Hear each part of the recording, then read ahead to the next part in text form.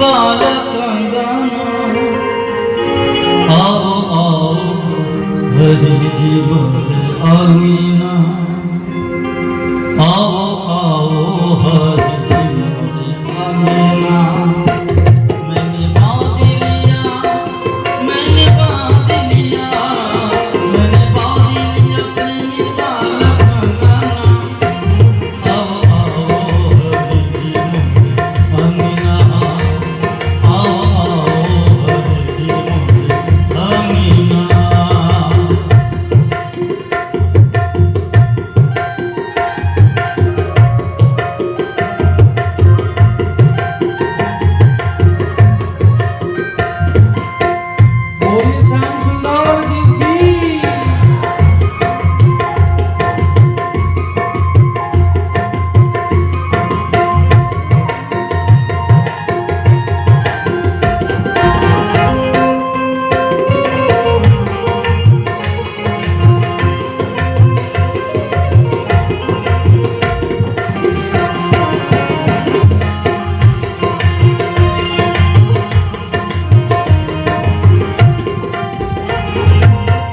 मेरा मन पापी कभी करना ही छोड़ दे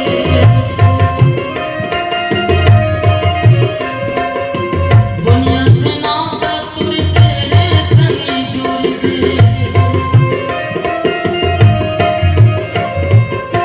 मेरा मन पापी कभी करना ही छोड़ दे दुनिया से नाता तुर तेरे संगी जोड़ दे तेरी मांग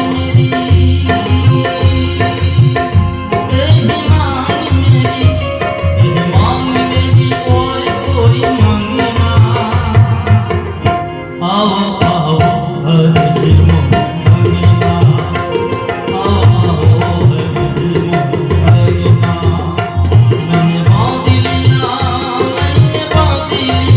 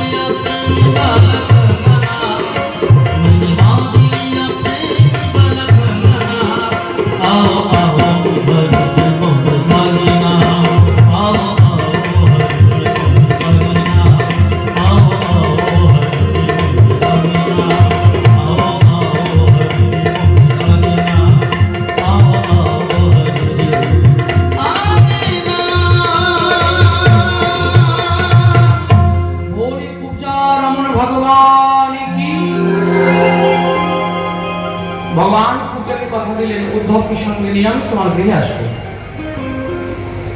এখন কাজ আছে।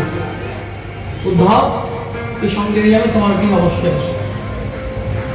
গোবিন্দ সুন্দর চলে গেলেন কংস মহলে। ধনুষ যজ্ঞে এসে বিশাল আয়োজন, ধনুষ এক জায়গায় বিশাল পরিপাট্যের সঙ্গে রাখা রয়েছে। মহাজ্ঞানী যোগী ঋষি রাক্ষস সব সেখানে আমন্ত্রিত, নারদ মুনি আমন্ত্রিত। ধনুযজ্ঞ তো উৎসব তো কংসের। এই ধনুকটা তাকে পরশুরাম দিয়েছিল।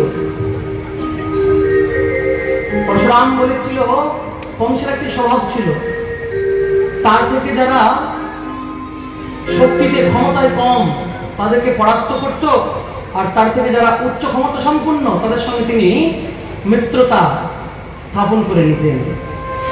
একদিন পরশুরাম তো ভগবান অবতার, পরশুরামের সঙ্গে তিনি গেলেন, আর পরশুরাম তাকে মারতে উদ্যত হলেন। তিনি প্রাণ ভিক্ষা করলেন। পরশুরাম দেখলেন একটি বীর, সত্যি কংস বীর, শক্তিশালী। বললেন, ঠিক আছে, আমি তোমাকে একটা ধনুষ দিচ্ছি, প্রতি বছর মহাসমারোহে ধনুষ যজ্ঞ আয়োজন করবে, আর যেদিন তোমার এই ধনুককে ভঙ্গ করবে তার হাতে তোমার মৃত্যু হবে।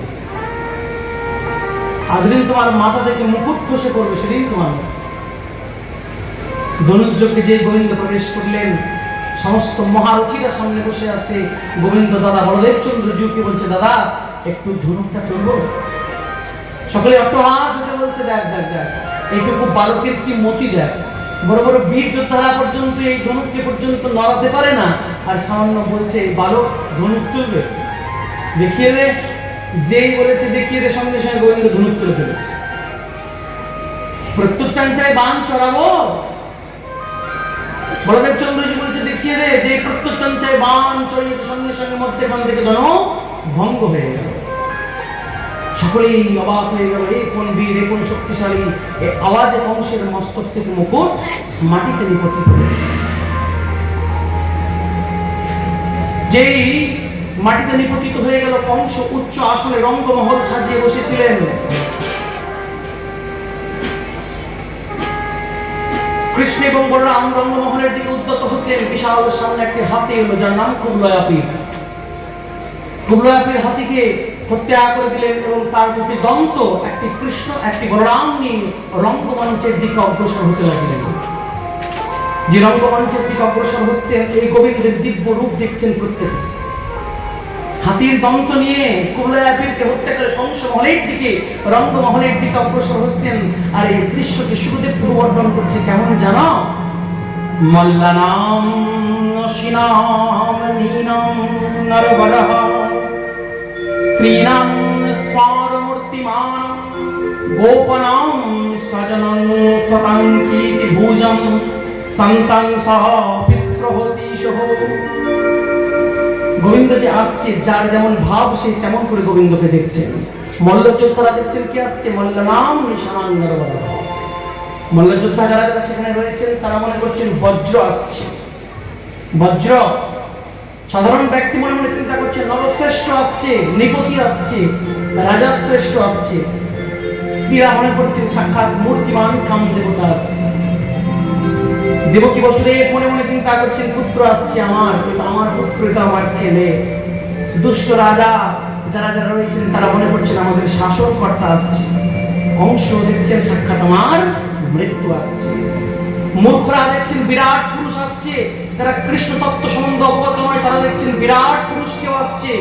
যোগী যারা তারা দেখছেন পরম তত্ত্ব কেউ আসছে। আর বৃষ্ণিরা দেখছেন আমার সম্বন্ধ আত্মীয় আসছে। কারণ গোবিন্দ এখন বৃষ্ণি বংশী, গোবিন্দ এখন ক্ষত্রিয়, বৈশ্য থেকে ক্ষত্রিয় হয়েছেন। যার যেমন ভাব সে তেমন ভাবে গোবিন্দকে দর্শন করছে। যে মল্লযোদ্ধা সামনে এগিয়ে এলেন, যার নাম চাণুর মুষ্টিক। চাণুর মুষ্টিক ধার করে দিলেন গোবিন্দ। অতঃপর কংস মহলের দিকে গেলেন, আর কংসের চুলের মুঠি ধরে টানতে শুরু করলেন। কংস বললে, ছেড়ে দে, ছেড়ে দে, ছেড়ে দে। কেমন লাগছে এগুলো করে? তুমি আমার মায়ের ঈশা আকর্ষণ করেছিলে। দেখতেই দেখতে বিরাট পুরুষকে দেখেই কংস প্রাপ্তি হয়ে গেলেন। বলি কংস মর্যাদা ভগবান কি জয়। গোবিন্দ আদি পুরুষ তমঃ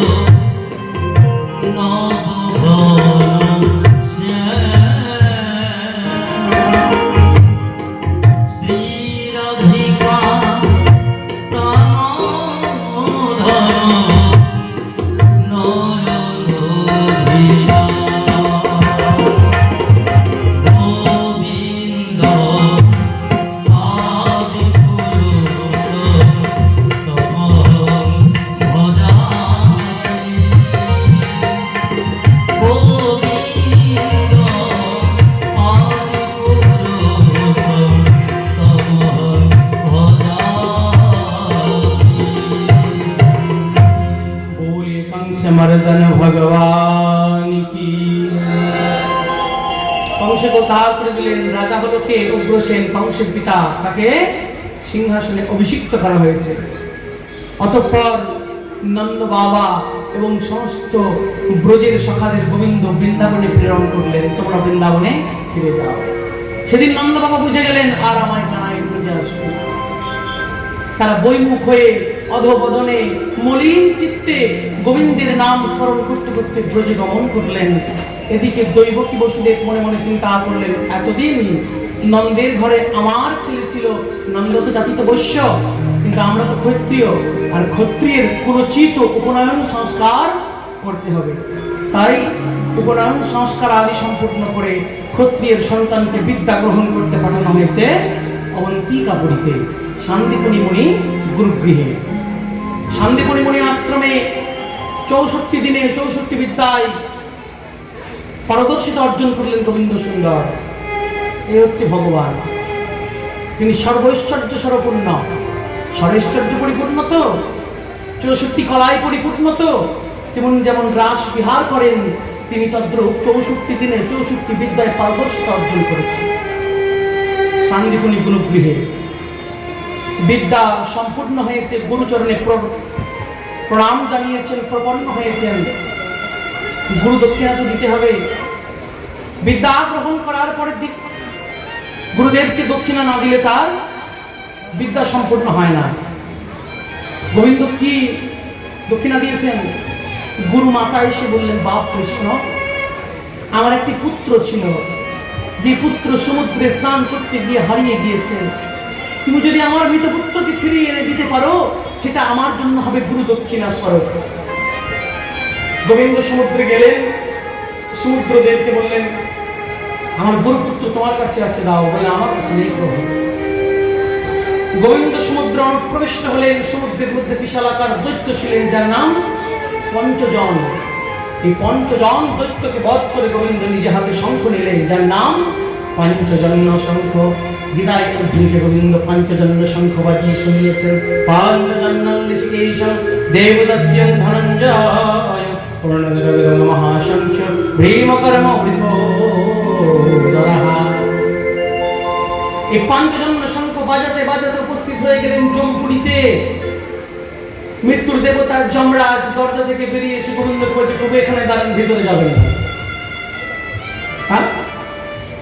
ইন্দ্র, লোকপাল, দিকপাল, ব্রহ্মা পর্যন্ত আমাকে বন্দন করে তার আলোয় নিয়ে যাওয়ার জন্য। বরুণ আমাকে নিয়ে যেতে পারেনি বলে বাবাকে তুলে নিয়ে গেছে, আমি যাবো তাই, আর তুমি আমাকে দরজায় আটকে দিয়ে বলছো ভিতরে যাবেন না। বলে, প্রভু আমার মৃত্যুপুরীতে নরকপুরী আছে, নরকপুরীতে যতটুকু পাপীরা বাস করে, সেই পাপীরা যদি আপনাকে একবার দর্শন করে, আপনার প্রবেশের পরে সঙ্গে সঙ্গে তারা মুক্তি হয়ে যাবে। আর আমাকে তো মাছি বসাতে হবে, মাছি বাতাস করতে হবে, মৃত্যুপুরীতে কেউ থাকবে না, আপনাকে দর্শন মাত্রই তার উদ্ধার হবে। গোবিন্দকে দর্শন করলে, গোবিন্দকে প্রণাম করলে, দশাশ্বমেধি পুনরৈতি জন্মে কৃষ্ণ প্রণামে না পুনর্ভবায়। ঠিক আছে, যাবো না, এক কার্য করো, আমার গুরুপুত্র আছে, এখানে ফিরিয়ে দাও। বলে, গুরুপুত্রের অস্থি আছে, বলে দাও, আমি প্রাণ লাগিয়ে নেব। জমপুরি থেকে অস্থি নিয়ে এসে গোবিন্দ প্রাণ সংযোজন করলেন, যেমন ছিল তেমনি পুত্র তৈরি করলেন, আর গুরু মাকে এসে দিলেন। আর গুরুপুত্র মনে করছে এই ঘুমিয়েছিলাম, ঘুম থেকে উঠলাম। এই যথোচিত গুরু দক্ষিণা পেয়ে গুরু মা কৃষ্ণকে আশীর্বাদ করলেন, বাপ কৃষ্ণ তুই দিগ্বিজয়ী হবি। ভগবান তবুও আশীর্বাদ দিয়েছেন গুরুদেবের, তবু আশীর্বাদ দিয়েছেন গুরুজনের। এটাই আমাদের জীবনের পরম শিক্ষা, যে যত উচ্চ স্তরে উপনীত হোক না কেন, তার গুরুজনের আশীর্বাদ তার জন্য সর্বৈব কার্যকর। গুরু মা কৃষ্ণকে দুটি হাত তুলে আশীর্বাদ করলেন, বাপ কৃষ্ণ আমি আশীর্বাদ করি, তুই কোনো জায়গায় পরাস্ত হবি না, তুই দিগ্বিজয়ী হবি। দিব্য দক্ষিণা প্রদান করে গৃহে এলেন। নন্দ গৃহের কথা মনে পড়ে গেল গোবিন্দ। বসুদেব গৃহে আছে তো, দেবকী গৃহে আছে তো, মথুরায় আছে তো। একদিন রাত্রিবেলায় পূর্ণিমার চন্দ্র অবলোকন করছেন, আর পূর্ণিমার চন্দ্র অবলোকন করছেন গবাক্ষ দ্বার থেকে, জানালা থেকে গবাক্ষ দ্বার থেকে দেখছেন। দেখে তার মনে পড়ে গেল ব্রজের কথা। ব্রজের কথা যে মনে পড়ে গেল, দেবকী মাতা তাকে কি ভোজন করে সে তো জানে না। এতদিন তো কৃষ্ণ ছিল না দেবকীর কাছে, তাই গোবিন্দের কি ভোজন পছন্দ বলদেব চন্দ্র যেহেতু জিজ্ঞেস করছে কানাই কি খেতে ভালোবাসে, তুমি বেশি কিছু না মা, মাখনের সঙ্গে একটু মিশ্রি দিয়ে দিলেই তার প্রিয়। মাখনের সঙ্গে মিষ্টি দিয়ে দিলেই তার প্রিয়। সেই মাখন সেই মিষ্টি ঘৃত ঘোল নিয়ে মাতা দেবকী গোবিন্দকে ভোজন করাতে এসেছেন। আর সেই ননি দেখেই তার ব্রজের কথা স্মৃতি হয়ে গেল, গদগদ হয়ে গেল, ছোট ছোট নেত্রে ভোজন করতে পারলেন না। মা চলে গেলেন। মা মনে মনে চিন্তা করলেন ছেলে বড় হয়েছে, এখন ছেলেকে তো নিজের দুঃখের কথা জিজ্ঞেস করতে মা পারে না, মর্যাদা আছে। বন্ধুকে পাঠালেন। কে বন্ধু? উদ্ধব। বৃষ্টিনাং প্রবর মন্ত্রী কৃষ্ণস্য দ্বৈত সখা শিষ্য বৃহস্পতি সাক্ষাৎ উদ্ধব বুদ্ধি সপ্তম। উদ্ধবকে বলছেন যাও উদ্ধব, কৃষ্ণের মনের কথা গতিবিধি জিজ্ঞেস করে এসো। উদ্ধব এলেন। আর উদ্ধব জিজ্ঞেস করছে কি হয়েছে বন্ধু? উদ্ধব কে? বৃষ্টিনাং প্রবর মন্ত্রী, এই বৃষ্টিকুলের মহামন্ত্রী তিনি। শ্রীকৃষ্ণের সবচেয়ে প্রিয় শাখা, দ্বৈত শাখা, দেবগুরু বৃহস্পতির শিষ্য, আর মহা বিদ্যায় বলিয়ান এবং বলিয়ান হচ্ছে উদ্ধব। উদ্ধব প্রসঙ্গ বৃহৎ, সুবৃহৎ প্রসঙ্গ, আমরা একটু সূক্ষ্ম আকারে শ্রবণ করব, অনেক প্রসঙ্গ আছে। ব্রজের কথা ভগবানের স্মৃতি এলো, কিন্তু আরেকটি কারণ ছিল উদ্ধবকে ডাকার। উদ্ধব গোবিন্দের সঙ্গে সঙ্গে থাকেন, কিন্তু উদ্ধব শিক্ষার বিদ্যায় গৌরবে উন্মত্ত। গোবিন্দ মনে মনে চিন্তা করছে উদ্ধব তুমি তো সবসময় আমার সঙ্গে থাকো, কিন্তু এই গৌরব নিয়ে তো আমার সঙ্গে থাকা যায় না, তোমার গৌরব অভিমান চূর্ণ করতে হবে। উদ্ধব এসে জিজ্ঞেস করছে কি হয়েছে তোমার? গোবিন্দ বললে উদ্ধব মই ব্রজ বিশরিত লাগে। হে উদ্ধব আমার ব্রজের কথা বড় স্মৃতি হচ্ছে, ব্রজের কথা বড় স্মরণ আসছে। উদ্ধব তুমি কি একবার ব্রজে যেতে পারো? গচ্ছোদ্ধব ব্রজং সৌম পিত্রার্ণো প্রীতিমাবহ। ব্রজে যেতে পারো?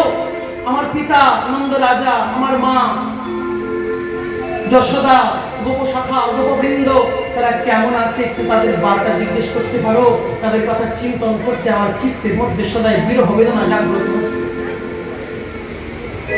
উদ্ধব বলছে তোমার মধ্যে বিরহ? তুমি তো ভগবান, তুমি তো ভগবান, তোমার অংশ যে ক্ষুদ্র অংশ সেটা আত্মা, তোমার দেহ থেকে বিচ্ছুরিত হয়েছে, আত্মার তো সুখ দুঃখ নেই, সব আত্মা একত্রিত করলে হয় পরমাত্মা। পরমাত্মা থেকে আত্মা আসে, তো আত্মার যেহেতু কষ্ট নেই, পরমাত্মা তুমি কেন সাধারণ গোয়ালাদের জন্য কষ্ট পাবে? কি আছে বৃন্দাবনে যে মথুরায় নেই? কি আছে বৃন্দাবনে যেটা মথুরায় নেই? বলে বৃন্দাবনে যেটা আছে সেটা মথুরায় নেই, সেটা হচ্ছে প্রেম, যেটা হচ্ছে মাধুর্য। তুমি যাও একটু জিজ্ঞেস করে এসো তাদের কুশল বার্তা, তারা কেমন আছে। উদ্ধব বলছে আমি তো পণ্ডিত, আমি বৃহস্পতির শিষ্য, আমি মহাজ্ঞানী, আমার মুখ বিগলিত বার্তা বৃন্দাবনের গোয়ালারা বুঝতে পারবে তো? আমার মুখ বিগলিত বার্তা, আমি এত শিক্ষিত বিদগ্ধ, আমার মুখ বিগলিত ভাষা বৃন্দাবনের গোয়ালারা বুঝতে পারবে তো? উদ্ধবের প্রাণে গর্ব, এই গর্ব লক্ষ্মী দেবীর প্রাণে হয়েছে। লক্ষ্মী দেবীর প্রাণে হয়েছে, এই জন্য লক্ষ্মী নারায়ণকে পরিত্যাগ করে বেলবনে বৃন্দাবনে দেখুন আজও তপস্যা করছে, গোবিন্দকে প্রাপ্তি করার জন্য আজও তপস্যা করছে। লক্ষ্মী কে? লক্ষ্মী রাধারানী নন, নারায়ণের প্রিয়তমা, সৌন্দর্য মাধুর্য সীমা, শোভে যার পদ নখ পাশে। সন্দেহ শুনুন, নারায়ণের প্রিয়তমা লক্ষ্মী, সৌন্দর্য মাধুর্য সীমা, শোভে যার পদ নখ পাশে। রাধারানীর দুই চরণে যে 10টি নখর, সেই 10টি নখের একটি নখের সৌন্দর্য সমান নয় লক্ষ্মী দেবী। বুঝতে পেরেছেন? রাধারানীর 10টি চরণের যে নখর, তার একটি মাত্র নখর লক্ষ্মী দেবী নন। তাই নারায়ণের প্রিয়তমা, সৌন্দর্য মাধুর্য সীমা, শোভে যার পদ নখ পাশে। মাধুর্য কাদম্বিনী এমনি নন। সে লক্ষ্মী দেবী মনে মনে চিন্তা করেছেন, লক্ষ্মী দেবীকে যখন বলা হয়েছে গোবিন্দকে পেতে গেলে গোপ্য ভাব, গোপীদের চরণ নিতে হবে, তাহলে আমি মাধুর্য কাদম্বিনী না হতে পারি, আমি তো নারায়ণের প্রিয়তমা, আমি গোয়ালাদের চরণ ধরবো? কদাপি নয়। পেলেন না। আজও বেলবনে, আজও শ্রীবনে তপস্যারত নারায়ণ সেখানে নেই, সেখানে লক্ষ্মী একা এসেছেন গোপী হবেন বলে তপস্যা করছেন, আজও করছেন। উদ্ধব আজকে সেই গৌরবে গৌরবান্বিত, আমি শিক্ষিত, আমি গৌরব, আমি বৃহস্পতির শিষ্য, আমি কেমন করে তাদেরকে কথা বলবো আর তারা কেমন করে আমার ভাষা বুঝবে? বলে যাও, গেলে বুঝবে। উদ্ধব চলে গেলেন। ষোড়শ প্রকার শৃঙ্গার করলেন, 16 শৃঙ্গার করে রথ সুসজ্জিত করলেন, আর রথ সুসজ্জিত করে দিয়ে যাচ্ছেন। গোবিন্দ বললেন দাঁড়াও, মচ্ছিতা মাদ্গত প্রাণা আবহেমন্ত পরম ধরণ, তুমি যে গোপীদের কাছে যাচ্ছ, আমার অঙ্গ চিহ্ন ছাড়া গোপীরা তোমার সঙ্গে বার্তালাপ করবে না, এই নাও আমার উত্তরীয় বস্ত্রটি নিয়ে যাও। উদ্ধব গোবিন্দের উত্তরীয় নিয়ে যাচ্ছে। মথুরা থেকে উদ্ধবের রথ চলছে বৃন্দাবনের দিকে, এদিকে বৃন্দাবনের কি দশা। প্রতিদিন সখারা গোষ্ঠী আসেন নবনী নিয়ে, এই পথে কানাই গিয়েছেন, মানে এই পথে আসবে, প্রতিদিন অপেক্ষা করেন। একদিন, দুদিন, 5 দিন নয়, সকাল থেকে সন্ধ্যাবেলা পর্যন্ত গোবিন্দ এলেন না, ফিরে চলে গেলেন পরের দিন। এটা ভাববেন না যে আসবে না, গিয়ে কি করবো, প্রতিদিন অপেক্ষা করছে, আজ বুঝি আসবে, আজ বুঝি আসবে, প্রতিদিন অপেক্ষা করছেন। দ্বারকাবাসীরা কি করেছে কালকে শুনবো। 11 দিন কৃষ্ণ অপেক্ষা করতে বলেছে, বলে 11 দিন পরে না এলে চলে যাও। দ্বারকাবাসীরা 11 দিনই কৃষ্ণের জন্য অপেক্ষা করেছেন জাম্বুবান্তের পাহাড়ের গুহায়, 11 দিন পরে চলে গিয়েছে। আর বৃন্দাবনের গোপ সখা আজ অপেক্ষা করছে, আজ বুঝি কানাই আসবে, এই পথে, এই পথে অক্রুরজি নিয়ে গেছে, এই পথে আসবে। প্রতিদিন কাঁদছেন, চিত্র অঙ্কন করছেন, পাকা ফল নিয়ে এসে গোবিন্দকে খাওয়াবেন বলে রাখছেন। বধুয়ায় বধুয়ায়, প্রতিদিন তোকে কামড় দিয়ে এঁটো ফল দিই বলে মান করে চলে গেলি, আয় আর তোকে এঁটো ফল দেবো না বধুয়ায়। শ্রীরাম সখা পটেতে আকাশ শ্যামেরও মরুতি করে, পাকা ফল লইয়া বধুরে বলে কানও গ্রহণ করতি। শ্রীরাম সখা মাটিতে গোবিন্দের চিত্র আঁকছেন, বাচ্চারা আঁকে না, কাঠি দিয়ে ধুলোতে ছবি আঁকে না, শ্রীরাম সখা মাটিতে ধুলোতে গোবিন্দের চিত্র আঁকছেন। কোন চিত্র? বলে কোটি ভাগ থেকে অপরিভাগ। শুনুন, উদ্ধব সন্দেশ ভাগবতের মধ্যে যেমন রয়েছে, ডাক্তার মহারামব্রত ব্রহ্মচারী উদ্ধব সন্দেশ নিয়ে একটা গ্রন্থ রচনা করেছেন আলাদা করে। সন্দেশ যেমন নাম, তেমন আস্বাদনীয় সন্দেশই বটে। যদি কখনো সুযোগ হয় উদ্ধব সংবাদ নিয়ে পাঠাবো, উদ্ধব সংবাদ নিয়ে আলোচনা হয়, শুধু উদ্ধব সংবাদ, অনেক প্রসঙ্গ। উদ্ধবজি মহারাজ এসেছেন, আর সখাগণ দেখছে ধুলোর উপরে চিত্র অঙ্কন করছেন, কোটিভাগ কোমর থেকে উপরে। কেউ একজন বলছে কিরে এটা কোনো ছবি হয়েছে, কোমর থেকে অপরিভাগ, কোটিভাগ থেকে অপরিভাগ, চরণ কোথায়? একজন সখা বলছে এক চরণ পেয়ে গোবিন্দ ভোজ ছাড়া হয়েছে, চরণ দিয়েই তো অক্রুর রথে উঠেছে, আর সেই অক্রুর বৃন্দাবন ছেড়ে মথুরায় নিয়ে গিয়েছে। আমি যদি চিত্রের চরণটা অঙ্কন করি, তাহলে এই চরণে হেঁটে হেঁটে গোবিন্দ চিত্র থেকে চলে যাবে, এই চরণে হেঁটে হেঁটে চিত্র পর্যন্ত চলে যাবে। তা কানাই তো আমাদের কাছে নেই, তার চিত্রটা আমাদের কাছে আছে। চরণ যদি এঁকে দিই আর চিত্র যদি প্রাণ পায়, তাহলে চিত্র যদি হেঁটে চলে যায়, তাহলে আমাদের আর কি থাকবে? ওরে আমার ব্রজের কানুরে, কোন দুঃখে তুই রাজা হলি মথুরাপুরে। কি দুঃখ ছিল যে মথুরার রাজা হতে গেলি, মথুরার ক্ষত্রিয় বংশে যেতে গেলি, কি দুঃখ ছিল ব্রজে? ওরে আমার ব্রজের কানুরে, কোন দুঃখে তুই রাজা হলি মথুরাপুরে। আর কি ফিরে আসবি না ভাই বৃন্দাবনে, আর কি বাঁশি বাজাবি না ভাই রাধা রাধা বলে কোন দুঃখে তুই রাজা হলি মথুরাপুরে, ওরে আমার ব্রজের কানপুরে।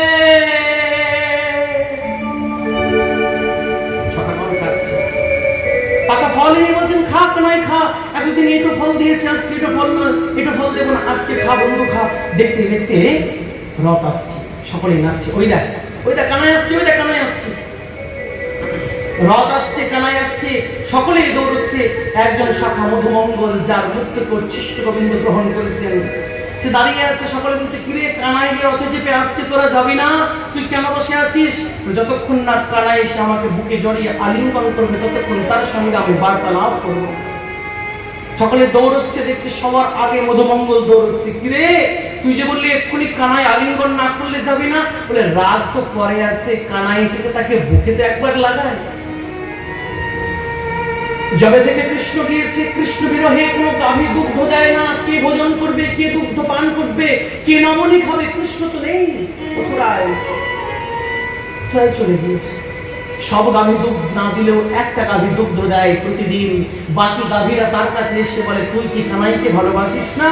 কেন ভালোবাসি তো। বলে ভালোবাসার পরাকাষ্ঠা কোথায়? কৃষ্ণ খাবে না বলে আমরা দুগ্ধ প্রদান করি না, কিন্তু তুই কেন দুধ দিস? বলে আমি কেন দুগ্ধ প্রদান করি জানিস? তোরা দুধ দিস, গোবিন্দ দুগ্ধ পান করবে না বলে, দুগ্ধের সার্থকতা হবে না বলে তোরা দুগ্ধ প্রদান করিস না, কিন্তু আমি প্রতিদিন দুগ্ধ প্রদান করি। কেন জানিস? যদি ভ্রূণাক্ষরে কোনোদিন মথুরা ছেড়ে বৃন্দাবনে কৃষ্ণ আসে, তবে দুগ্ধ ছাড়া যে অভুক্ত থেকে যাবে, দুগ্ধ ছাড়া যে অভুক্ত থেকে যাবে, তাই আমি দুগ্ধ প্রদান করি। কৃষ্ণ আসছে, গোবিন্দ আসছে বলে সকলে দৌড়চ্ছে। রথ দাঁড়িয়েছে, রথ থেকে কেউ নামছে না। সকালগণ রথের চারিপাশে দাঁড়িয়ে রয়েছে। মধুমঙ্গল সখা বলছে, শ্রীরাম সখা বলছে না কানাই নেই, কানাই নেই, এ রথে কানাই নেই। এ রথে যদি কানাই থাকে এতক্ষণ রথটা স্তম্ভিত হয়ে দাঁড়িয়ে থাকতো না। রথের পর্দা ভেদ করে কানাই লম্ফমান হয়ে নিচে নেমে আমাদের বক্ষে জড়িয়ে ধরে আলিঙ্গন করতো। রাগ করে পর্দা সরেছে, আর যেই পর্দা সরেছে সেখান থেকে বেরিয়ে এলেন বৃষ্টিনাং প্রবর মন্ত্রী কৃষ্ণেশ্ব দ্বৈত সখা শিষ্য বৃহস্পতি সাক্ষাৎ উদ্ধব বুদ্ধি সপ্তম। শরীরে গোবিন্দের অঙ্গবস্ত্র, দেখতে একদম অবিকল গোবিন্দের মতো। উদ্ধব আর গোবিন্দের মধ্যে কোনো দূর থেকে সারূপ্য মুক্তি পেয়েছেন। উদ্ধব মানে গোবিন্দের মতোই দেখতে, দূর থেকে গোবিন্দের মধ্যে উদ্ধবের মধ্যে কোনো প্রভেদ নেই, কোনো পার্থক্য নেই। বদ্রীনাথে যখন 6 মাসের জন্য দরজা বন্ধ থাকে, তখন পাণ্ডুকেশ্বরে উদ্ধবজির পূজা হয়, বুঝতে পেরেছেন? বদ্রীনাথ যখন 6 মাসের জন্য পট বন্ধ হয়, দরজা বন্ধ হয়, তখন পাণ্ডুকেশ্বর তীর্থে উদ্ধবজির পূজা হয়, কারণ উদ্ধব গোবিন্দের সঙ্গে সারূপ্য মুক্তি পেয়েছেন। সখাগণের সঙ্গে বার্তালাপ করার পরে চলে গেলেন নন্দলয়ে। নন্দালয়ে তীব্র বিরহ। নন্দরাজা কোথায়? উদ্ধবকে ডেকেছেন, উদ্ধব এসেছে, আর সমস্ত দাস দাসী দিয়ে উদ্ধবজির পাদ সম্বাহন করেছেন। পাদ সম্বাহন করছেন, দেখছে নন্দ রাজা জেলেছে চিতা, প্রান্তে জীবারে তরে, মাতা নন্দ রানী করে নবনী গোপাল খাবে বলে। আজও নবনী তৈরি করছে, মা গোপাল খাবে। আর নন্দ রাজা কি করছেন? নিজে হাতে চিতা তৈরি করছে নিজের জন্য। আর আমার তো পুত্র থেকেও নেই, নিজের হাতে চিতাটা সাজিয়ে রাখি, কাজ কম থাকবে। কেউ গিয়ে গোপালকে খবর দেবে, শুধু এসে অগ্নি সংযোগ করে দেবে, তাতেই হবে, সময় কম লাগবে। সময় কম লাগবে, চিতা সাজাতে হবে না আলাদা করে, আমি সাজিয়ে রেখে গেলাম। উদ্ধবজি এলেন, উদ্ধব জিজ্ঞেস করছে, উদ্ধবের সঙ্গে বার্তালাপ চলছে নন্দ মহারাজের। বসুদেব কেমন আছে? উদ্ধবজিকে জিজ্ঞেস করছে নন্দ মহারাজ, বসুদেব কেমন আছে? অবশ্যই ভালো আছে, পুত্রকে কাছে পেয়েছে, এখন কি আর খারাপ থাকতে পারে? পুত্রকে কাছে পেয়েছে, খারাপ থাকে? আচ্ছা উদ্ধব, তুমি তো আমার গোপালের সখা, তুমি বলতে পারো গোপালকে আমাদের কথা মনে পড়ে? গোপাল কি এখনো ব্রজের কথা বলে? গোপালের কি এখনো সখাদের কথা মনে আছে? উদ্ধব বলছে, সেই জন্যই তো আমাকে প্রেরণ করেছে নিজের বার্তা জিজ্ঞেস করার জন্য, আপনাদের কুশল বার্তা। নন্দ মহারাজ বলেন, বাহ রে কৃষ্ণ বাহ, যে আমাদের কথা তোমার মনে পড়েছে, তুমি নিজে আসতে পারলে না, তোমার দূত কি প্রেরণ করলে? ঠিক আছে, তাকে গিয়ে বলে দেবো আমরা সবাই কুশলে আছি। জানো উদ্ধব, আমরা গোবিন্দ বিরহে দিন দিন দিন দিন যেন রুগ্ন হয়ে যাচ্ছি, দিন দিন যেন আমরা যেন সকাল হয়ে যাচ্ছি। উদ্ধব বলছে কেন? তিনি তো ভগবান, ষড়ৈশ্বর্য পরিপূর্ণ, তিনি তো সবার, তাকে সন্তান কেন কেন মনে চিন্তা করছেন? তিনি তো ভগবান। নন্দ মহারাজ বলছে ভগবান? আচ্ছা যদি ভগবান হবে, আমি যেদিন বরুণ লোকে প্রবেশ করেছিলাম যমুনার মধ্যে ডুবে, তোমাদের ভগবান আমাকে বরুণ লোকে নিতে গিয়েছিল, বরুণের সঙ্গে বাদ বিতণ্ডা করেছে, কেন আমার পিতাকে নিয়ে এসেছো? ভগবানকে কোনো পিতাকে নিয়ে এসেছো বলে বরুণের সঙ্গে বাদ বিতণ্ডা করতো? যেদিন অম্বিকা বনে শিবরাত্রি ব্রত পালন করার জন্য ঘুমিয়েছিলাম, সুদর্শন বিদ্যাধর সর্প আমাকে গ্রাস করেছিল, সেদিন আমি ডেকেছিলাম আয় বাপ কৃষ্ণ আমাকে উদ্ধার কর, তোমাদের ভগবান এসে সুদর্শন বিদ্যাধর থেকে আমাকে উদ্ধার করেছে। সেদিন দেখেছিলাম তোমাদের ভগবানের চোখে আমার জন্য পিতৃসুলভ আচরণ। তোমাদের ভগবানকে বলে দিন আমরা ভালো আছি। যতটুকু যতটুকু কৃষ্ণের স্ফুরণ হচ্ছে, নন্দ বাবা বলছে বৃন্দাবনের দাবাগ্নি হয়েছিল, দাবানল। তোমার ভগবান এদিক ওদিক এদিক ছুটে ছুটে আমাদের উদ্ধার, দাবানল পান করেছিল তোমার ভগবান। তার চোখে সেদিন দেখেছিলাম ব্রজ প্রেম, তার চোখে সেদিন দেখেছিলাম পিতা প্রেম, তার চোখে সেদিন দেখেছিলাম সখা প্রেম। তাহলে কেমন করে ভগবান হলো? ভগবান তোমাদের কাছে আমার পুত্র, আমার লালা। এই সমস্ত কথা শ্রবণ করছে অদূরে বসে মা যশোদা মা, আর পুত্র স্নেহে মায়ের দুগ্ধ ধারা ক্ষরিত হয়ে যাচ্ছে, পুত্র স্নেহে মায়ের স্নেহ ধারা বহন করে যাচ্ছে, ক্রন্দন করছেন গোপাল গোপাল বলে। এদিকে বাইরে সখীগণ সোনার রথ দেখেছে তো, মনে মনে চিন্তা করলেন কার রথ? মন দিয়ে শুনুন মা, যতদিন উদ্ধব সংবাদ, আমি একটু উদ্ধবের কথা বলেই চলে যেতে পারতাম, কিন্তু এই বাড়ির গুরু মহারাজ মহন্ত হরিদাস মহারাজ উনি আমাকে প্রথম দিন বলেছেন একটু উদ্ধব সংবাদটা একটু যদি স্বল্প পরিসরে করা যায়।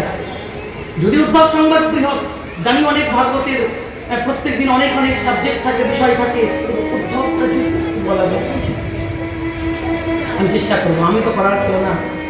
এই যে বসে আছে সুখদেব গোস্বামী, এই যে সুখদেব গোস্বামী বসে আছে, ইনি আপনাদের শোনাচ্ছেন, আমি তো নিমিত্ত। কারেন্টের বাল্ব জ্বলছে, মনে করছেন বাল্ব থেকে আমরা তাপ পাচ্ছি, বাল্ব থেকে লাইট পাচ্ছি, বাল্বের কত মাধুর্য, কিন্তু কেউ জানে না এখানে মেন সুইচটা অফ করে দিলে ওইটার কোনো আর মানে থাকবে না। আমি বলছি পাঠ শ্রবণ করছেন, কিন্তু উনি যখন বলা বন্ধ করে দেবেন আমার বাক বন্ধ। উনি বক্তা, শ্রোতাকে পরীক্ষিত মহারাজ, আমি তো নিমিত্ত, আমি কেউ। সখীগণ বলা বলি করছে বাইরে উদ্ধবের রথ দেখে, নন্দমোহনের বাইরে উদ্ধবের রথটি দণ্ডায়মান। তো সখীগণ বলা বলি করছে রথে কে এসেছে? তবে কি আবার অক্রূর এসেছে? অক্রূর একবার এসে প্রাণবল্লভ কৃষ্ণকে নিয়ে গিয়েছে, আর একবার মনে হয় অক্রূর এসেছে কি নিতে? বলে আমাদের দেহের মাংস নিতে। কেন? বলে কংস তো মারা গিয়েছে, আর আমাদের দেহের মাংস দিয়ে মনে হয় কংসের শ্রাদ্ধ করবে তারা। কারণ তৎকালীন সময় মাংস দ্বারা শ্রাদ্ধের বিধান ছিল। মন দিয়ে শোনো, তৎকালীন যুগে যেমন অশ্বমের যজ্ঞ ছিল, গোমের যজ্ঞ ছিল, মাংস দ্বারা পিতৃ শ্রাদ্ধ ছিল। কিন্তু চৈতন্য মহাপ্রভু বলে দিয়ে গেলেন অশ্বমেরং গবালঙ্গম সন্ন্যাসং কলপৈত্রিকম দেবরেণ সুতোৎপত্তি কলপঞ্চ বিবর্জয়ে। অশ্বমের যজ্ঞ, গোমের যজ্ঞ, মাংস দ্বারা পিতৃশ্রাদ্ধ, দেবরের দ্বারা সন্তান উৎপাদন এবং সন্ন্যাস, এই পাঁচটি জিনিস কলিযুগে নিষিদ্ধ করেছেন চৈতন্য মহাপ্রভু। তাই তৎকালীন সমাজে তো মাংস দ্বারা শ্রাদ্ধ ছিল। ব্রজগোপীরা মনে মনে চিন্তা করছে অক্রূর একবার কৃষ্ণকে নিতে এসেছিল, নিয়ে চলে গিয়েছে, কিন্তু কংস তো মারা গিয়েছে, মনে হয় আমাদের দেহের মাংস নিয়ে তারা শ্রাদ্ধ করবে, তাই আমাদের দেহের মাংস নিতে এসেছে। উদ্ধবকে দর্শন করেছেন, উদ্ধবের সঙ্গে বার্তালাপ করতে করতে নিভৃতক্ষণে গিয়েছে, অন্যত্র গিয়েছে, আর অন্যত্র গিয়ে উদ্ধবের সঙ্গে তারা বার্তালাপ করছে, কথোপকথন করছে। এই কথোপকথন করার সময় গোপীরা কৃষ্ণ বিরহে ক্রন্দন করে উঠলেন, চিৎকার করে ক্রন্দন করছেন, তাদের হৃদয়ের কৃষ্ণের প্রতি দুর্বলতাটা বেরিয়ে পড়ল। উদ্ধব একের পর এক সমুদ্রের ঢেউ যেমন কিনারায় এসে লাগে, একের পর এক সমুদ্রের ঢেউ উদ্ধবের শরীরে এসে লাগছে। কোন সমুদ্র? বিরহ সমুদ্র, দুঃখের সমুদ্র ঢেউ। ভগবানের প্রতি এহেন ভাব কারো থাকতে পারে? ভগবান কিরকম করে কেউ ভালোবাসতে পারে? যে উদ্ধব বিদ্যার গৌরবে অনুমত্ত ছিলেন, তার সমস্ত গৌরব চূর্ণ হয়ে গেল। বার্তালাপ করতে লাগলেন, আর গোপীদের সঙ্গে উদ্ধব যে কথোপকথন করছে, হঠাৎ করে একটি কালো রঙের ভ্রমর এসেছে। কে এসেছে? কালো রঙের ভ্রমর। এই ভ্রমরকে উদ্দেশ্য করে সমস্ত সখীগণ সমস্ত সখীগণ উদ্ধবকে বলছে, ওই দেখো ভ্রমর এসেছে, যার সুশ্রুতে কি লেগে আছে? কুমকুম। এই ভ্রমরের যেমন স্বভাব, তোমার সখারও তেমন স্বভাব। ভ্রমরের স্বভাব এক ফুল থেকে অন্য ফুলের মধু সংগ্রহ করা, আর তোমাদের বন্ধু বৃন্দাবনের মধু পান করা হয়ে গিয়েছে, এখন মথুরার মধু পান করতে চলেছে। অন্ন গ্রহণ করার পরে যে অন্ন দেয় তাকে যেমন মানুষ ভুলে যায়, পুরোহিত যজমানের কর্ম করার পর দক্ষিণা পেয়ে পুরোহিত যেমন যজমানকে ভুলে যায়, তদ্রূপ তোমার বন্ধু বৃন্দাবন ছেড়ে গিয়েছে, তো আমাদেরকেও ভুলে গিয়েছে। ভ্রমর যেমন এক ফুলের মধু সংগ্রহ করে অন্য ফুলে যখন যায়, আগের ফুলকে তার কখনো মনে থাকে না। তাই তোমাদের বন্ধু কপট, এই ভ্রমরের মতো কালো তো, ভ্রমরের মতো রং পেয়েছে, তো তাই ভ্রমরের গুণগুলো পেয়েছে। আজকে বৃন্দাবনের মধু পান করে মথুরার মধু পান করতে চলেছে। তাই সখীগণ ভ্রমরের উদ্দেশ্য বলছে,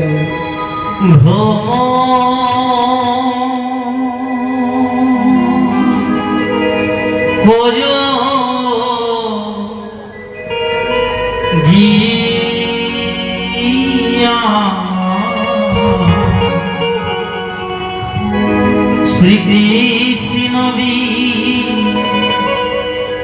ছেড়ে জানালে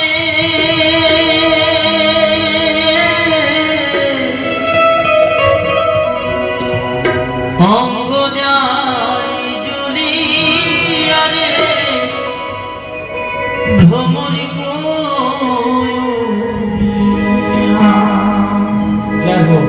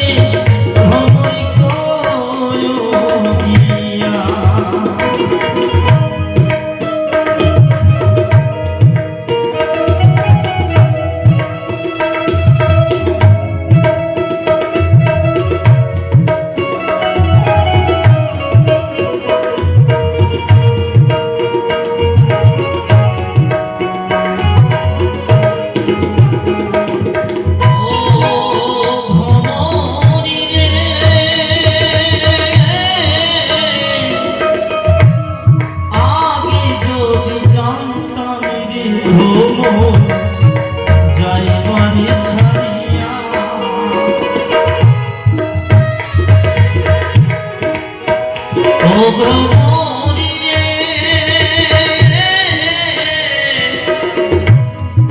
আগে যদি জানতাম রে যাইবারে ছাড়িয়া দুই চরণ বাইধা রাখিতাম রে মাথায় কেশ দিয়া ভ্রমরি করিয়া ভ্রমরি করিয়া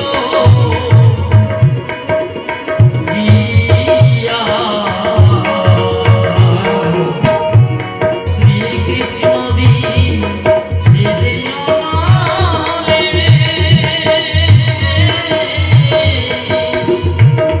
অঙ্গ জানি জ্বলিয়া রে ভ্রমরি করিয়া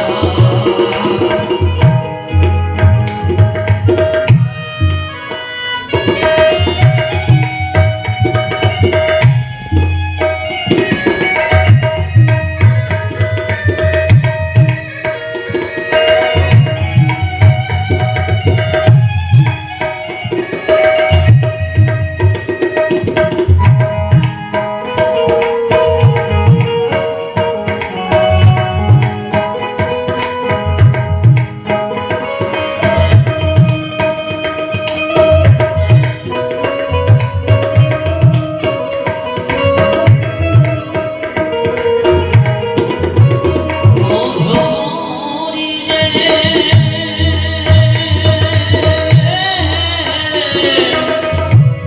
হে রাধারম ভবে সোনরে কারিয়া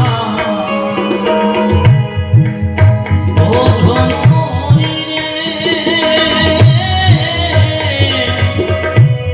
ভেবে রাধারম ভবে সোনরে কারিয়া নিভাছিল মনিয়া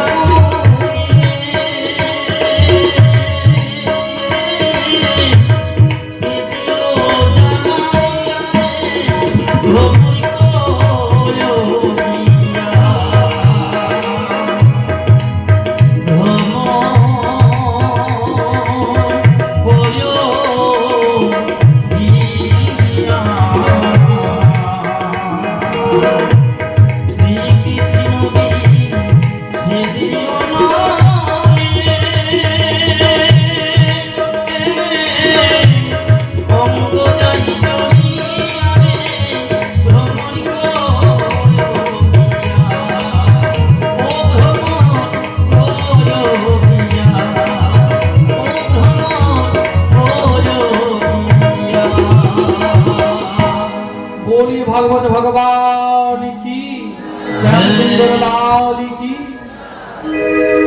উদ্ধবের সঙ্গে দিব্য গোপীদের এই বার্তালাপ শ্রবণ করে উদ্ধব প্রেমমূর্ছিত হলেন। আর গোপীরা কোন দশা প্রাপ্ত হলেন? চিত্ত জল্পদশা। কোন দশা? চিত্ত জল্পদশা।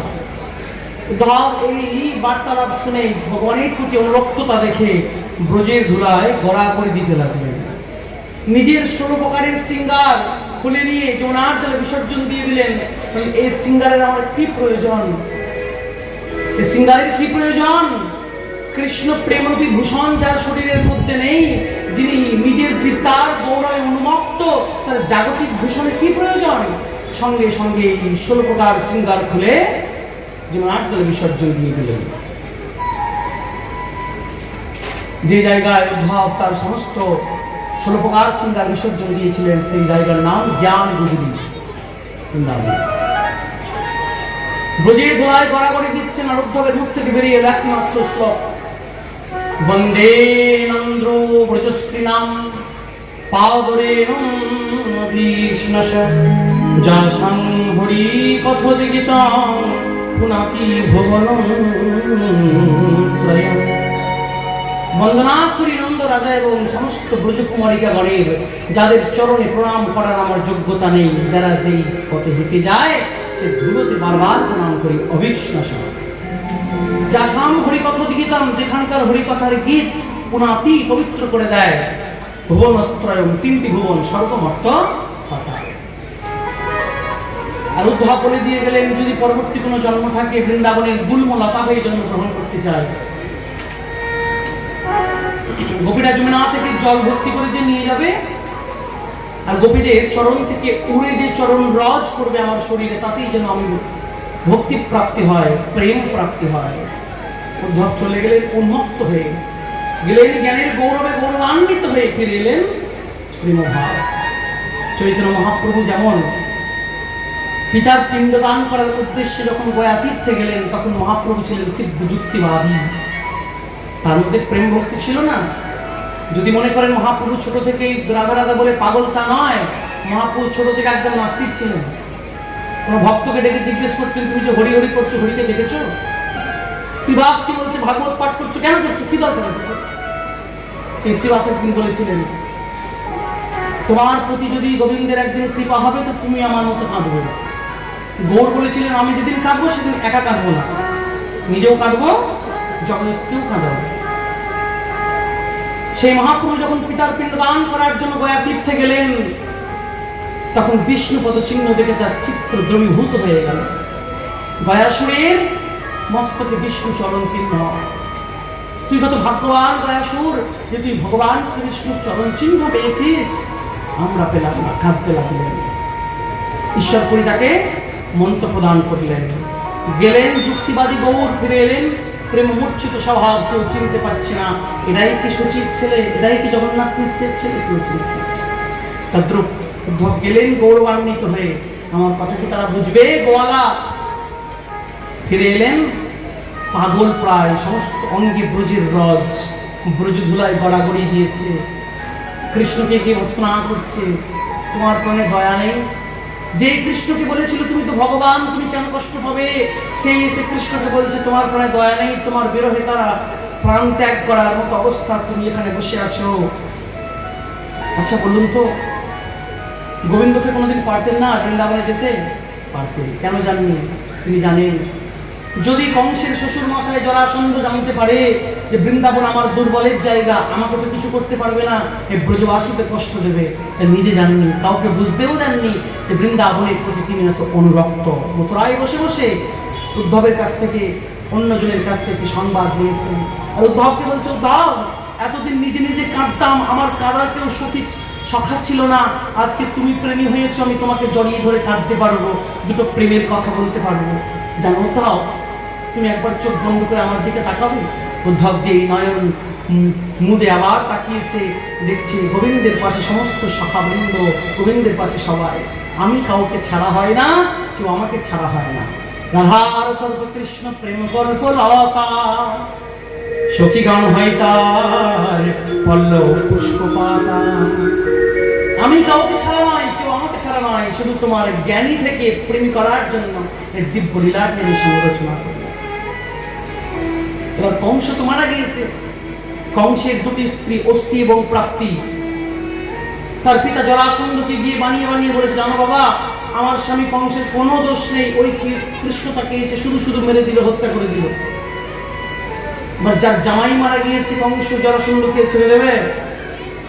জরাসন্ধ 23 অক্ষহীনী সেনা নিয়ে 17 বার মথুরা আক্রমণ করলেন। কত অক্ষহীনী সেনা? 23 অক্ষহীনী সেনা। কতবার? 17 বার। প্রত্যেকবার সমস্ত সৈন্যদের মেরে দিয়ে কৃষ্ণ জরাসন্ধকে ছেড়ে দেন। বলদেব চন্দ্রজিও বলছেন, গোপাল তুমি জরাসন্ধকে ছেড়ে দিয়ে বাকি সৈন্যদের মেরে দিচ্ছ কেন? বলে, দাদা কত আর সৈন্য খুঁজে বেড়াবো, আমি বারবার মথুরায় বসে সৈন্য মারবো, জরাসন্ধ সৈন্য খুঁজে খুঁজে নিয়ে আসবে, আবার মারবো, আবার তাকে ছাড়বো, আবার সৈন্য খুঁজে নিয়ে আসবে। বলে 17 বার আক্রমণ করেও তিনি যখন পারলেন না, 18 বারের বেলায় তিনি কালযবনকে নিয়ে এলেন। কালযবনের আশীর্বাদ ছিল, যদুবংশের হাতে সে মৃত্যুবরণ করবে, যদুবংশ কেউ তাকে মারতে পারবে না। কালযবনকে যেই দেখেছে, কৃষ্ণ দৌড়তে শুরু করেছে, যুদ্ধস্থলে থেকে দৌড়তে শুরু করেছে। প্রত্যেকে বলছে, ওই দেখো চলে গেল, চলে গেল, রণছোড় রণছোড়। গোবিন্দের নাম হয়ে গেল রণছোড় গোপাল। বলিয়ে রণছোড় লাল ভগবান কি। রণছোড় নাম হয়ে গেল। দৌড়তে দৌড়তে প্রবেশ করলেন এক পর্বতের মধ্যে, তার নাম প্রবর্ষণ পর্বত। এই প্রবর্ষণ পর্বতের মধ্যে আগে থেকে ঘুমিয়েছিলেন সূর্যবংশীয় রাজা, যার নাম মুচুকুন্দ। গোবিন্দ নিজের পীতাম্বরীটি মুচুকুন্দর শরীরে পরিয়ে দিলেন আর নিজে লুকিয়ে রইলেন। পিছনে ধাওয়া করতে করতে এসেছে কালযাবন, আর কালযাবন ধাওয়া করতে করতে এসে দেখছে গোবিন্দের পীতাম্বরী পরে শুয়ে থাকা মুচুকুন্দকে মনে করলেন গোবিন্দ, ওহো আমাকে এত দূর দৌড় করিয়ে নিয়ে সেখানে ঘুমানো হচ্ছে, ওঠ! এক লাথি মেরেছে। যে এক লাথি মেরেছে সঙ্গে সঙ্গে মুচুকুন্দের ঘুম ভেঙেছে, আর মুচুকুন্দের দৃষ্টিপাত হওয়া মাত্র কালযাবন সেখানে ভস্মীভূত হয়ে গেল। আর তার সামনে ভগবান শঙ্খ চক্র গদা আবদ্ধ দর্শন দিলেন। মুচুকুন্দ বলছে, প্রভু এই কি লীলা, বুঝতে পারলাম না।